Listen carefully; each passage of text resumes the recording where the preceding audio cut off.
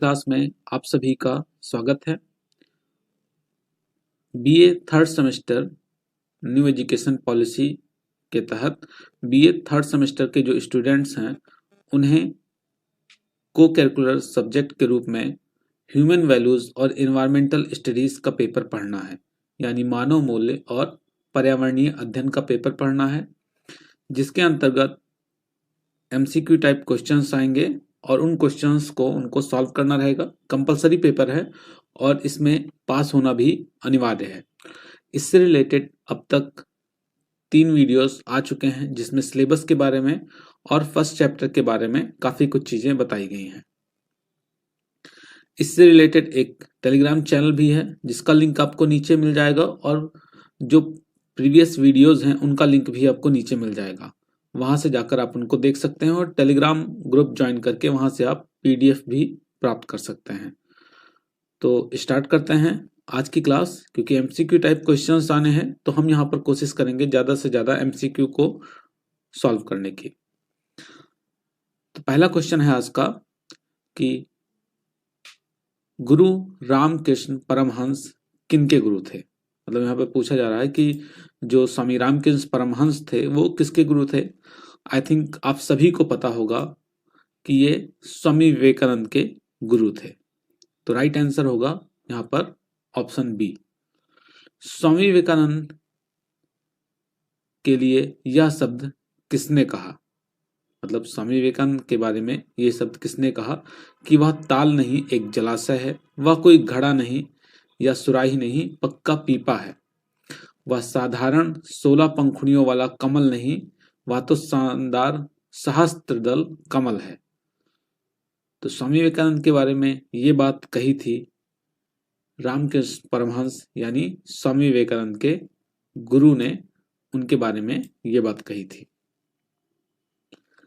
वर्तमान युग में सर्वजन स्वीकृत और लोकप्रिय मतवाद है।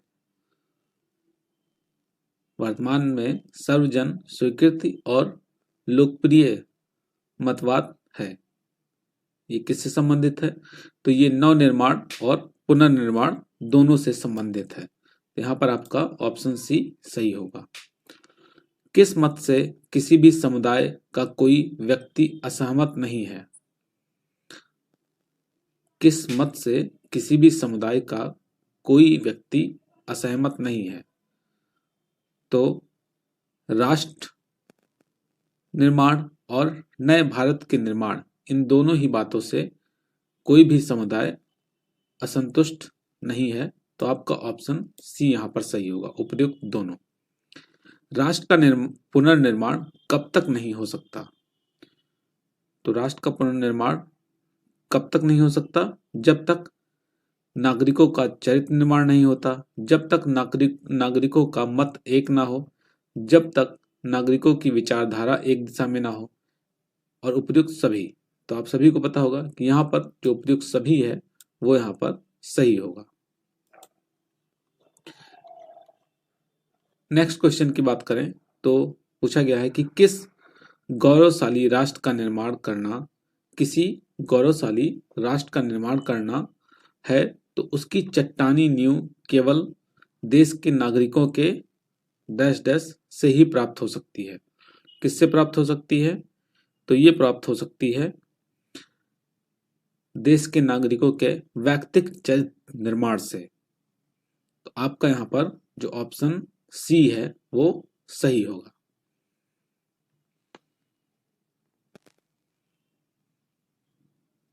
नेक्स्ट क्वेश्चन की बात करें तो यहाँ पर 7वां क्वेश्चन है, भारत का निर्माण सूत्र बी एंड मेक किसने दिया। तो ये सूत्र दिया गया था स्वामी विवेकानंद के द्वारा। तो आपका ऑप्शन बी सही होगा यहाँ पर। अगला क्वेश्चन, उत्तम चरित्र मनुष्य को कौन सा गुण देता है। तो उत्तम चरित्र मनुष्य को स्वयं तथा दूसरों के साथ कैसा व्यवहार करें, पवित्रता और नैतिकता, ये सभी गुण देता है। यानी एक बार फिर से आपका उपयुक्त सभी सही होगा। सभी सामाजिक और राजनीतिक व्यवस्थाएं उससे जुड़े मनुष्यों के सदाचार और सच्चरित्रता के ऊपर ही निर्भर करती हैं। यह किसका कथन है? सभी सामाजिक और राजनीतिक व्यवस्थाएं उससे जुड़े मनुष्यों के सदाचार और सच्चरित्रता के ऊपर ही निर्भर करती हैं। ये कथन है स्वामी विवेकानंद का।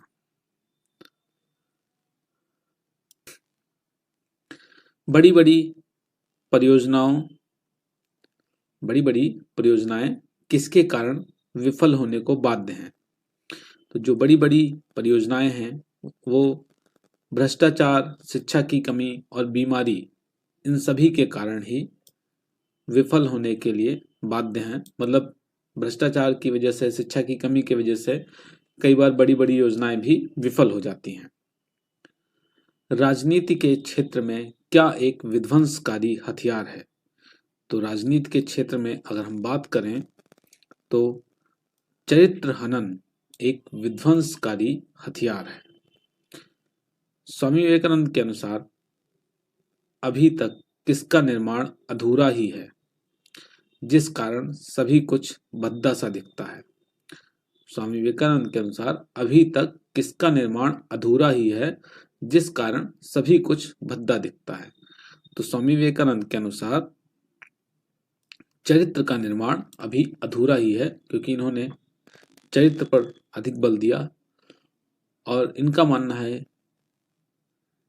कि इसकी वजह से ही अभी सब कुछ अधूरा ही है।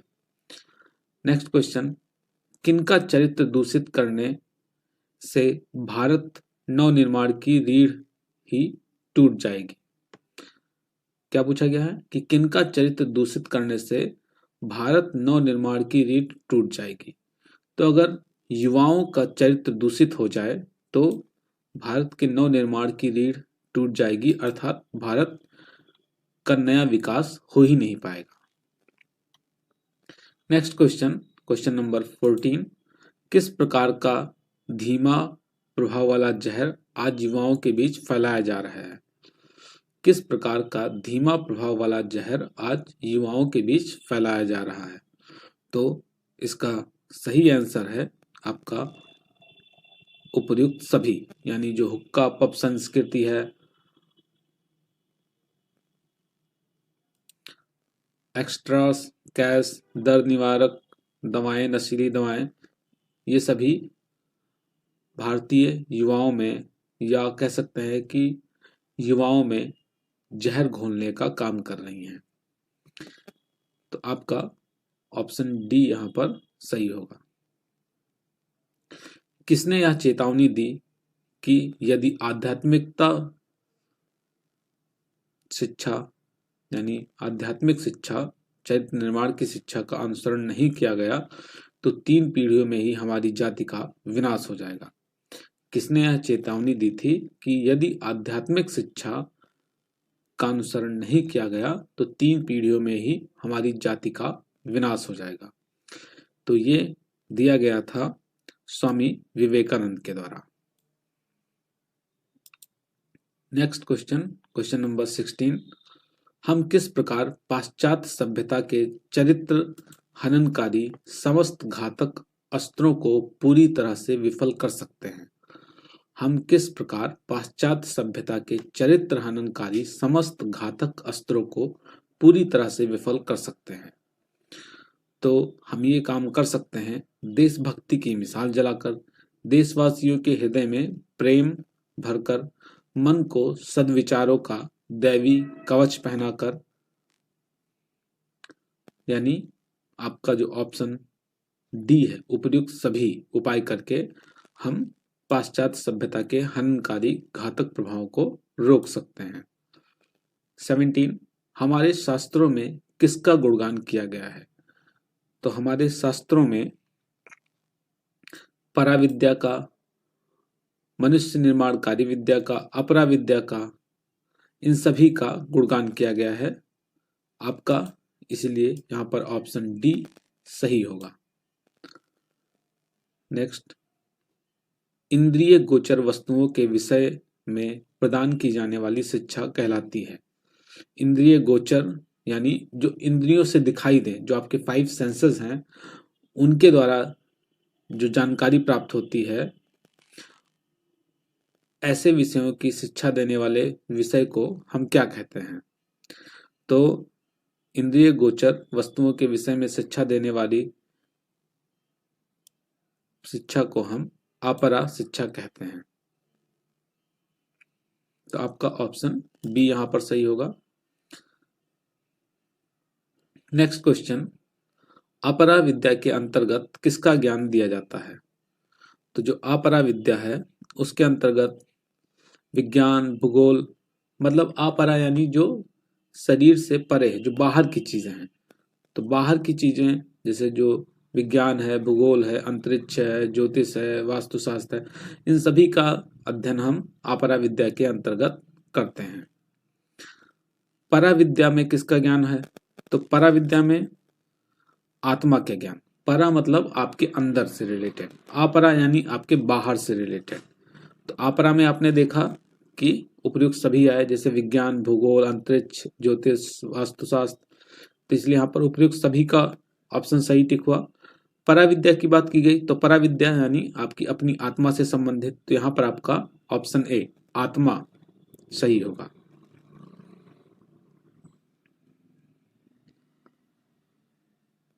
नेक्स्ट, आधुनिक शिक्षा व्यवस्था में केवल विद्या ही प्रदान करने की व्यवस्था है।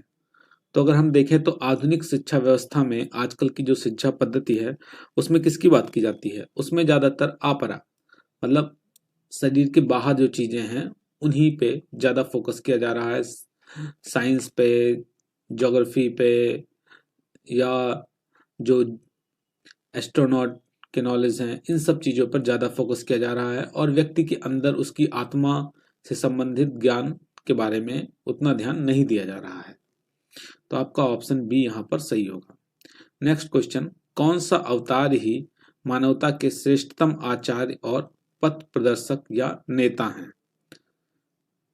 तो इस बारे में हम देखें तो स्वामी विवेकानंद, श्री मां शारदा देवी, श्री रामकृष्ण परमहंस, ये सभी ही क्या थे? ये सभी श्रेष्ठतम आचार्य और पथ प्रदर्शक नेता के रूप में जाने जाते हैं। तो आपका ऑप्शन डी यहाँ पर सही होगा। आप इन दोनों के बारे में तो जानते होंगे, स्वामी विवेकानंद और श्री रामकृष्ण परमहंस, लेकिन श्री मां शारदा देवी के बारे में हो सकता है आप ना जानते हो। तो ये स्वामी रामकृष्ण परमहंस की वाइफ थी, इनकी पत्नी थी। नेक्स्ट क्वेश्चन, सन 1897 ईस्वी में किसने भविष्यवाणी की थी कि विशेष परिस्थितियां उत्पन्न होंगी और अगले 50 वर्षों में भारत स्वतंत्र हो जाएगा? तो ये भविष्यवाणी की गई थी स्वामी दयानंद सरस्वती के द्वारा। तो आपका ऑप्शन सी यहाँ पर सही होगा। नेक्स्ट क्वेश्चन, पुस्तक India 2020 a vision of the new millennium किसके द्वारा लिखी गई? तो ये पुस्तक लिखी गई थी अब्दुल कलाम आजाद के द्वारा।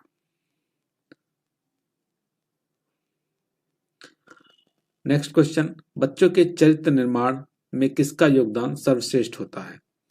तो जो बच्चों का चरित्र निर्माण है उसमें अगर हम बात करें तो अध्यापक का योगदान सर्वश्रेष्ठ होता है, क्योंकि बच्चा बचपन में तो अपने माँ पिता की संगति में रहता है, लेकिन अगर देखा जाए तो उसका ज्यादातर वक्त बड़े होने पर अपने शिक्षकों के साथ में होता है और शिक्षक की भूमिका चरित्र निर्माण में सबसे महत्वपूर्ण मानी जाती है। तो आपका ऑप्शन सी यहाँ पर सही होगा। तो आज की क्लास में हमने 25 क्वेश्चंस अटेम्प्ट किए हैं। नेक्स्ट क्लास में हम अगले 25 क्वेश्चन को कवर करेंगे। तो मिलते हैं नेक्स्ट क्लास में, तब तक के लिए धन्यवाद।